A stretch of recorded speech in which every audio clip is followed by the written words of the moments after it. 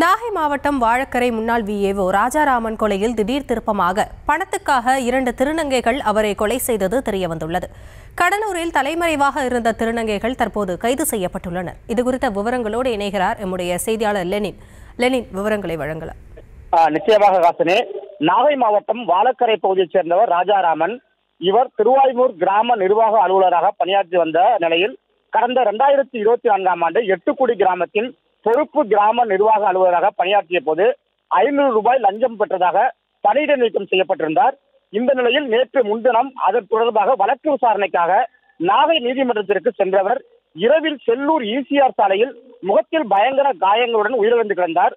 பொதுமக்கள் அளித்த தகவலின்படி வெளிப்பாளையம் போலீசார் உடலை மீட்டு ஒரத்தூர் மருத்துவக் கல்லூரி மருத்துவமனைக்கு உடல் கூராய்வுக்கு அனுப்பி வைத்தனர். விபத்தா அல்லது கொலையா என்ற சந்தேகம் இருந்த நிலையில் உடல் கூராய்வில் கொலை என உறுதி செய்யப்பட்டது.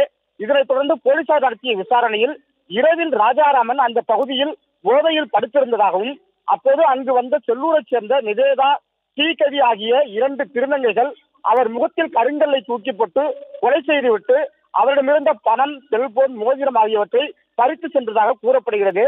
செல்லூர் திருநங்கைகள் குடியிருப்பில் உள்ள திருநங்கைகளை அழைத்து விசாரணை செய்ததில் நிவேதா, ஸ்ரீகவி இருவரும் கடலூருக்கு தப்பி சென்றது தெரிய வந்தது. அதனைத் தொடர்ந்து அவர்கள் இருவரையும் போலீசார் கைது செய்தனர். பணத்திற்காக விஏஓ தலையில் திருநங்கைகள் கல்லை தூக்கி போட்டு கொலை செய்துள்ள சம்பவம் அப்பகுதியில் அதிர்ச்சியும் பரபரப்பையும் ஏற்படுத்தியுள்ளது. விவரங்களுக்கு நன்றி லெனின்.